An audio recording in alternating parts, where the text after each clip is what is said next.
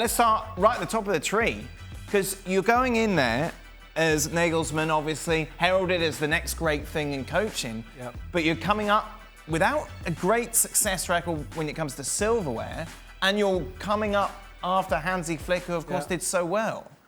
Yeah, and you're now managing, as somebody pointed out last year, I think it might have been Archie Rintot, he was the kind of main focus at Leipzig. The players were good players, but it was all about this great coach. Now all of a sudden he's in with all the big hitters, so he's not the main man anymore. He's a guy that could easily be thrown under the bus if the players are not happy with his with the way the training is and all that. So who knows?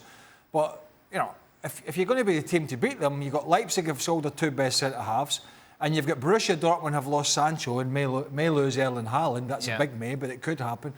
So if those things do happen, where the hell's the challenge going to come from? Yes. Yeah, Stevie, you've said before that players can smell it.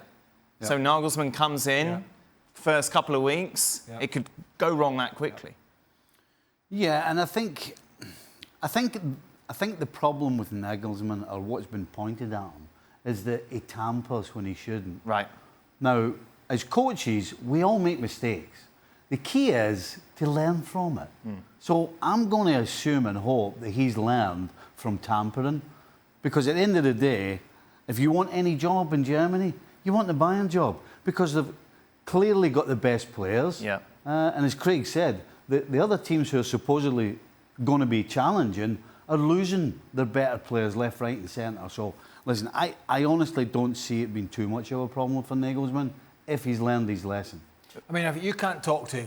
And people might say, well, why not? But you can't talk to Lewandowski and Müller and all these guys the same way you talk in training or during games or in the dressing room to Yusuf Poulsen or Forsberg or Sabitzer or any of these players. They're good players, but they would respect them. These guys will quickly not respect them.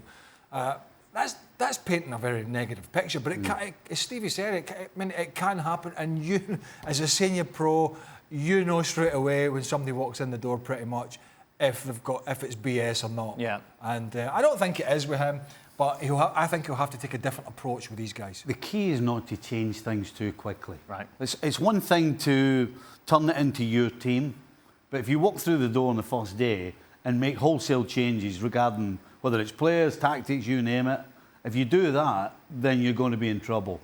If he just takes his time, implements whatever he's going to do quietly, so that even the players hardly even notice it, then he'll be fine.